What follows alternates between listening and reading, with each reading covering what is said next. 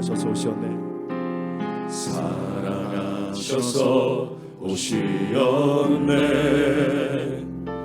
말씀하신 대로 본이 되신 예수 얼마나 아프실까. 갈보리 언덕 그 십자가. 다시 한번 믿음으로 고백하겠습니다. 사랑하셔서 오시었네. 사랑하셔서 오시었네. 말씀하신 대로 본이 되신 예수 얼마나 아프실까. 갈보리 언덕 그 십자가. 피 흘림 없이 이룰 수 없네. 고난받을 이유 없으신 주. 순종하셨네. 순종하셨네. 그 십자가 지셨네. 우릴 위해. 아버지의 뜻 이루소서. 아버지의 뜻 이루소서. 전혀오는 아픔 모두 거두시리. 얼마나 아프실까. 처절한 고통 그 십자가. 피 흘림 없이 이룰 수 없네. 고난받을 이유 없으신 주. 순종하셨네. 순종하셨네. 그 십자가 지셨네. 우릴 위해. 피 흘림 없이 피 흘림 없이 이룰 수 없네. 고난받을 이유 없으신 주. 순종하셨네. 그 십자가 지셨네. 우릴 위해. 너는 내 아들이라. 오늘날 내가 너를 낳도다. 너는 내 아들이라. 나의 사랑하는 내 아들이라. 언제나 변함없이 언제나 변함없이 너는 내 아들이라. 나의 십자가 고통 내 산의 그 고통으로 내가 너를 낳았으니.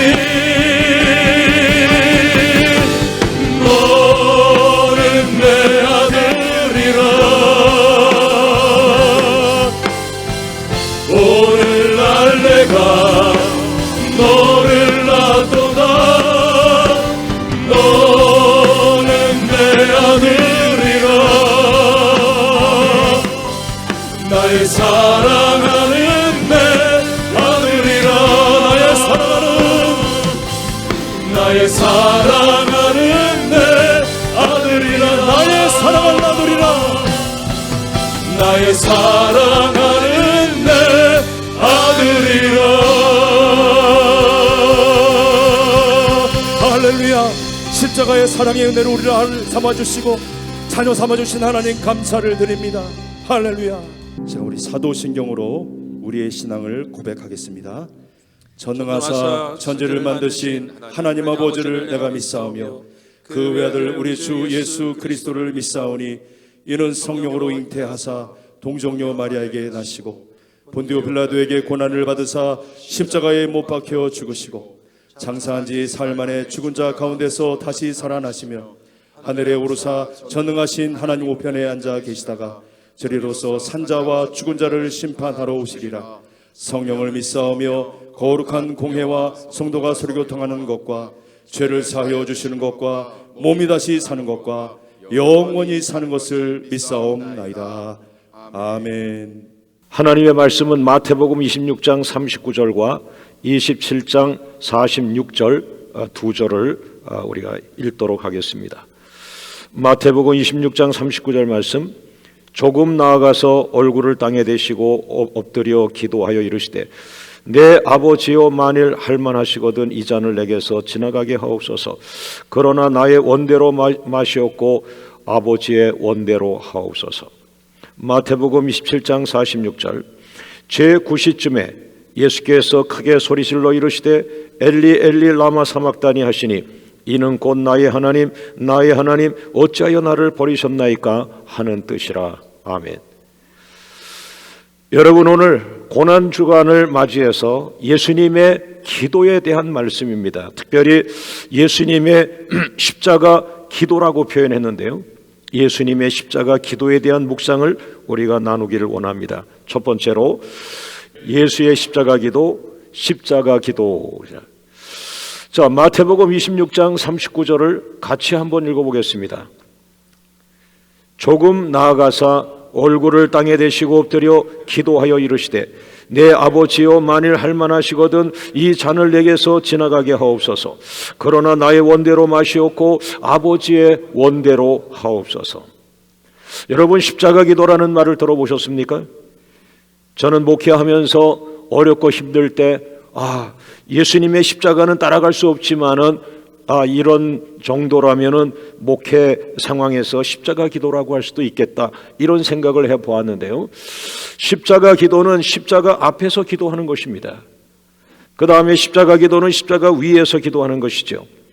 여러분, 예수님께서 겟세마네 동산에서 십자가를 앞에 두고 기도하셨습니다.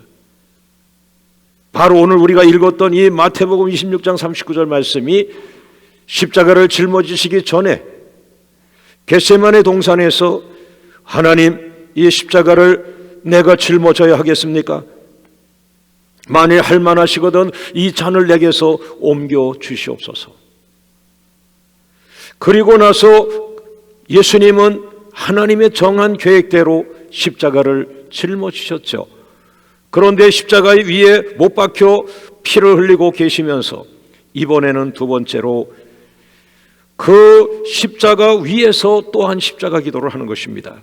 누가복음 23장 34절 말씀을 보면 이에 예수께서 가라사대 아버지여 저 일을 사하여 주옵소서. 자기의 하는 것을 알지 못함이니이다. 여러분, 예수님은 십자가에 못 박힌 상태에서 자신을 십자가에 못 박는 그 사람들을 용서해 달라고 기도했습니다. 저 사람들의 죄를 용서해 주옵소서. 저 사람들의 죄를 사하여 주옵소서. 저 사람들을 사하여 주시고 구원하여 주옵소서. 여러분, 십자가 기도는 무거운 십자가를 앞에 두고 기도하는 것이며, 십자가 기도는 무거운 십자가를 피하지 않게 달라고 하는 것이며, 십자가 기도는 무거운 십자가를 등에 짊어진 채로 힘든 상황에서 하나님 앞에 드려지는 기도이며, 십자가 기도는 아버지 하나님의 뜻을 이루어 드리는 기도인 것입니다. 자, 두 번째로 예수님의 십자가 기도, 두 번째 제물 기도. 자, 마태복음 27장 46절을 한번 같이 읽어보겠습니다. 제9시쯤에 예수께서 크게 소리질러 이르되 엘리 엘리 라마 사막다니 하시니 이는 곧 나의 하나님 나의 하나님 어찌하여 나를 버리셨나이까 하는 뜻이라. 여러분, 예수님께서 십자가 짊어지게 지시기 전에 십자가 기도하셨습니다. 십자가 위에서 사제의 기도했습니다. 이번에는 십자가를 제단으로 비유한다면 구약 성경 제단에 어린 양을 잡아 그 피를 올려드리는 것처럼 오늘 예수님은 십자가라고 하는 제단에 자기 자신을 제물로 올려드렸습니다. 그리고 그 십자가 제단에서 그는 자신의 목숨을 바쳤습니다. 제물로 바쳤습니다. 그것이 제물 기도입니다. 여러분, 제물 기도는 나에게 이걸 해주세요 저걸 해주세요가 아니라 나를 제물로 바칩니다. 나를 강단에 제물로 바치는 거죠. 나의 기도와 예수님의 기도는 너무나 달랐습니다. 나는 목회가 힘들어도 무엇을 이루어 주세요라고 기도하지만 예수님은 자신을 그냥 제물로 올려드린 것이죠. 그리고 아버지의 뜻대로 이루어지게 해달라고, 내 뜻이 아니라 내 생각처럼 이렇게 해주세요가 아니라 나를 제물로 바칠 테니까 뜻은 아버지의 뜻이 이루어지게 해달라. 여러분, 이것이 제물기도입니다. 제물기도는 자신의 몸을 제물로 드리는 것을 뜻하는 것이며, 제물기도는 기도의 마지막 단계로서 자신을 제단 위에 올려놓는 것입니다. 제물기도는 자신을 제단 위에 올려놓고 응답될 때까지 죽는 모습, 죽어있는 모습, 그것입니다. 하나님, 나를 제물로 바칩니다. 그리고 기도의 제목은 아버지의 뜻대로 이루어지게 하옵소서. 여러분, 우리가 살고 있는 이 조국 땅 한국교회에 아버지의 뜻이 이루어지길 원합니다. 우리 모두의 기도 제목을 내려놓고 우리는 제물이 될 뿐, 한국교회의 단 하나의 목적, 하나님의 뜻이 이루어지게 하옵소서, 아버지의 뜻이 이루어지게 하옵소서. 이 나라, 이 민족, 이 조국에 교단과 교파와 교회들이 다르지만 자신들의 주장과 자신들의 기도 제목만을 부르짖지 말고 우리는 제물만 될 뿐, 오직 기도 제목은 한 가지, 아버지의 뜻이 이루어지게 하옵소서. 한국 교회의 아버지의 뜻이 이루어질 때, 하나님의 뜻이 이루어지는 그 순간 한국 교회는 회복이 되는 것입니다. 그리고 떠나갔던 대부흥이 돌아올 줄로 믿습니다. 세 번째는 예수님의 십자가 기도, 세 번째는 무덤 기도입니다. 마태복음 27장 57절 말씀 우리 한번 같이 읽어보겠습니다. 마태복음 27장 57절. 빌라도에게 가서 예수의 시체를 달라 하니 이에 빌라도가 내주라 명령하거늘. 58절. 요셉이 시체를 가져다가 깨끗한 세마포로 싸서. 59절. 바위 속에 판 자기 새 무덤에 넣어두고 큰 돌을 굴려 무덤 문에 놓고 가니. 예수님의 십자가 기도는 세 가지입니다. 십자가 앞에서 겟세마네 동산에서 기도했습니다. 그리고 십자가 위에 못 박히셨습니다. 거기에서 제물 기도하셨습니다. 그리고 십자가에서 죽으셨습니다. 그리고 한 단계가 남아 있습니다. 시체가 되어 무덤에 묻히셨습니다. 여러분, 예수님의 무덤의 3일, 예수님의 무덤의 3일 죽어 계신 것이죠. 그런데 3일간 죽어 계시는 그 속에서 역사가 일어나고 있는 것이죠. 부활의 싹이 나고 있는 거죠. 새 생명의 싹이 지금 거기서 일어나고 있는 거죠. 예수님이 죽고 3일 동안 무덤 속에 계시는 그 속에서 부활이 만들어지고 부활의 싹이 나고 새 생명의 싹이 나고 있는 과정이 아니겠습니까, 여러분? 할렐루야, 할렐루야. 여러분, 십자가 기도는 패하지 않습니다. 십자가 기도는 싹이 나고 잎이 나고 꽃이 핍니다. 마지막 제물기도, 무덤기도, 그것은 죽은 것이 아닙니다. 오늘 교회들이 어렵고 힘들지만, 교회가 무덤 속에 있는 것 같지만, 그러나 교회는 죽지 않습니다. 마지막 무덤이라고 하는 곳에 있는 것 같지만, 목사님은 무덤에서 나올 것입니다. 성도 여러분, 지금 무덤같이 고통스러운 그런 그 삶입니까? 아닙니다. 주님은 부활하셨습니다. 권사님의 눈물기도 일어납니다. 장로님들의 눈물기도 열매를 맺습니다. 할렐루야, 할렐루야. 자, 네 번째로 이제는 그러면은 십자가 기도가 승리하는데 첫 번째 따라합니다. 무덤 사역자의 승리이다. 에스겔서 37장 12절 말씀 같이 읽습니다. 그러므로 너는 대언하여 그들에게 이르기를 주 여호와께서 이같이 말씀하시기를 이 백성들아 내가 너희 무덤을 열고 너희로 거기에서 나오게 하고 이스라엘 땅으로 돌아가게 하리라. 여러분, 무덤 사역자라는 말을 들어보셨어요? 저는 이 무덤 사역자, 그 신약 성경에 예수님이 무덤에서 3일간 그냥 시체로 계셨는데 그냥 죽어 있었던 것이 아니라 그 죽어 있는 3일이 그것이 놀라운 비밀, 부활이 시작되는 또 다른 시작 사역이라고 저는 생각하는데요. 그런데 무덤 사역자라는 말은 뭘까요? 이것은 저는 에스겔 같은 사람을 생각해 봤습니다. 여러분, 에스겔이 바벨론 포로로 끌려갔습니다. 그리고 바벨론 그 포로 수용소에서 그는 30세부터 제사장 사역을 시작하는데요. 이방 나라 그 바벨론 포로 수용소가 마치 영적으로 무덤과 같은 곳입니다. 왜? 소망이 없습니다. 생명이 없습니다. 미래가 없습니다. 자신의 어떤 의지도 없습니다. 그리고 그 환경도 열악합니다. 무덤 같습니다. 그런데 그 무덤 같은 곳에서 하나님의 음성이 들립니다. 너는 거기에서 설교하라. 너는 거기에서 목회하라. 너는 거기에서 말씀을 전하라. 여러분과 저는 지금 놀라운 곳에서 목회하는 거예요. 에스겔은 우리 한국교회의 목회 상황에 비한다면 그는 정말 어찌 보면 무덤과 똑같은 곳에서 목회하고 있는 거예요. 여러분, 로마 시대의 카타콤이라고 들어보셨죠? 카타콤은 지하에서 무덤 속에서 그리고 무덤에서 계속 땅을 파고 들어갑니다. 거기에서 기도하며 거기에서 설교하며 거기에서 예배하며 거기에서 찬송합니다. 무덤 속에서 예배하는 공동체. 그 시대마다 어떤 시대는 너무나 핍박이 강해서 무덤 속에서 사역을 하는 거예요. 실제로 있지 않아요, 이 카타콤이. 때로 우리는 죽어 있는 자처럼 아무것도 하지 못하고 있지만 내가 죽어 있을 때 하나님이 일하신다. 할렐루야. 나는 죽어 있고 주님이 하시옵소서. 나는 죽어 있고 주님이 하시옵소서. 나는 죽어 있겠습니다. 주님이 하시옵소서. 이 교회 주인은 주님이십니다. 한국교회 주인은 주님이십니다. 나는 죽어 있겠습니다. 주님이 하시옵소서.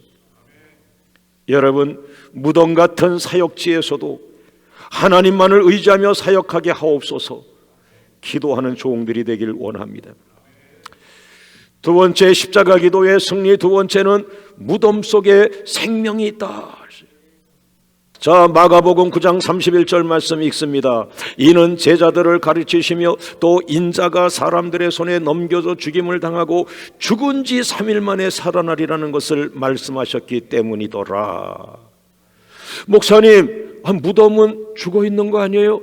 어떻게 무덤에 생명이 있다고요? 무덤에 생명이 있다고요? 예수님도 죽으셨는데 어떻게 생명이 있겠습니까? 무덤 속에는 생명이 없습니다. 무덤은 무덤입니다. 현실은 현실입니다. 교회가 아무리 믿음이 좋아도 현실이 어려울 때는 현실을 인정해야 되지 않습니까? 라고 하는 소리들이 있습니다. 맞는 말입니다, 여러분. 현실은 현실이죠. 그러나 무덤은 무덤이지만 예수님의 무덤 속에는 생명이 있었습니다. 예수님은 죽어서 시체로 있습니다. 죽어 있습니다. 생명이 없습니다. 그러나 그 속에 약속의 말씀이 있습니다. 살아난다는 약속의 말씀. 죽은 지 3일 만에 살아나리라. 말씀은 생명입니다. 말씀은 살아있습니다. 사랑하는 모든 교회 성도 여러분, 여러분이 말씀을 의지하고 나가는데 아무 열매도 없고 죽어 있는 것 같아요. 그러나 뭔 살아있어요? 여러분이 붙들고 있는 말씀은 살아있는 거예요. 말씀대로 이루어집니다. 말씀은 성취됩니다. 말씀은 영원한 것입니다. 할렐루야, 할렐루야. 여러분, 부활은 무덤 문이 열리는 것입니다. 오늘 모든 한국 교회의 고난과 그 무덤이 열어지길 원합니다. 무덤 문을 열어주시는 하나님, 가정마다 무덤 문이 열리길 원합니다. 교회마다 답답하고 안타까웠던 그 문제들 무덤같이 열려지기를 원합니다. 할렐루야. 한번 따라합니다. 무덤 속에 부활의 생명이 숨어 있다. 무덤 속에 약속의 말씀이 있다. 할렐루야. 예수님의 무덤, 예수님의 무덤 속에 사망을 이기는 부활 생명이 있습니다. 여러분, 부활 생명은 사망을 이기는 것입니다. 사망을 이기는 것입니다. 저주를 이기는 것입니다. 재앙을 이기는 것입니다. 부활은 완전한 생명, 하나님의 생명이 우리 가운데 역사하는 것입니다. 여러분, 주님은 죽음의 무덤, 저주의 무덤에서 생명의 주인으로 나타나셨습니다. 부활은 주님의 생명이 이 땅에 나타나는 것입니다. 여섯 번째로 십자가 기도 승리의 세 번째입니다. 무덤 속에 하나님의 강력한 구원 의지가 숨어 있다. 우리가 볼 때는 예수님의 무덤이나 우리 평범한 사람들의 무덤이나 똑같이 생명이 없고 시체가 그냥 있는 묘지, 무덤이다. 그러나 아닙니다. 예수님의 그 무덤 속에는요, 하나님의 강력한 구원의 의지, 예수님이 살아나면서, 예수님이 십자가에 죽으시면서 이 구원의 의지, 이것이 그 속에 함께 있는 것이죠. 오늘 설교의 마지막입니다. 십자가 기도 승리 마지막 네 번째, 무덤 속에 군대가 있다. 에스겔서 37장 10절 말씀을 예화로 듭니다. 같이 읽어보겠습니다. 이에 내가 그 명령대로 대언하였더니 생기가 그들에게 들어가며 그들이 곧 살아나서 일어나 서는데 극히 큰 군대더라. 여러분, 에스겔 37장 전체를 보면요, 얼마나 위대한 군대가 나오는지 놀라요. 말씀을 듣는 귀가 열린 군대가 나옵니다. 성령을 공급받는 군대가 나옵니다. 자기 믿음으로 스스로 일어나는 군대, 죽음의 무덤에서 탈출하여 나오는 군대, 성령으로 충만한 군대, 하나님과 화평의 언약을 맺는 군대, 생명력이 번성하는 군대, 하나님의 성소, 하나님의 성전을 세우는 군대, 열국 앞에 하나님의 살아계심을 보여주는 군대. 여러분, 이것이 한국교회가 되기를 원합니다. 이번 고난주간에 강력한 고난에서 나의 죄와 나의 욕망과 나의 모든 세상 세속성이 죽어버리고 내 안에 부활의 생명이 살아나면서 한국교회는 하나님의 군대들, 하나님의 군대들이 일어나기를 원합니다. 한국교회를 앞장서서 이끌어가는 교단이 되길 원합니다. 한국의 모든 교단과 교파 가운데 하나님의 말씀이 건강하고 부활 생명이 강력한, 생명이 넘치는 생수의 강이 흘러가는 이 교단이 한국교회 선봉에 서서 장자교단으로, 앞서가는 교단으로 하나님께 영광 돌리는 부활주일이 되기를 주의 이름으로 축원합니다. 자, 오늘 이 나오는 모든 기도 제목을 가지고 우리가 합심해서 기도하겠습니다. 특별히 코로나 바이러스가 멈춰지게 하옵소서. 민족의 재앙을 막아 주시옵소서. 전 세계의 재앙을 막아 주시옵소서. 두 번째, 고난주간 특세를 통해 눈물의 회개 기도가 회복되게 하시고 우리의 예배가 회복되게 하옵소서. 교회들마다 교회의 사명을 다하게 하옵소서. 부활절 새벽에, 부활절 예배 시간에 살아나는 놀라운 기적들을 허락하여 주시옵소서. 병든 자들이 치료되게 하시고 기업들이 복을 받게 하시고 다음 세대 우리의 자녀들이 이 땅의 소망이 되게 하여 주옵소서. 잃어버렸던 하나님을 향한 처음 사랑을 회복하게 하옵소서. 우상 숭배의 죄악을 용서하여 주옵소서. 하나님보다 더 사랑했던 모든 것을 정리하게 하옵소서. 이 나라 이 민족이 살아나게 하옵소서. 우리의 기업을, 가정을, 자녀들을 축복하여 주옵소서. 우리 다 같이 주님의 이름을 부르며 기도하겠습니다. 주여, 주여, 주여.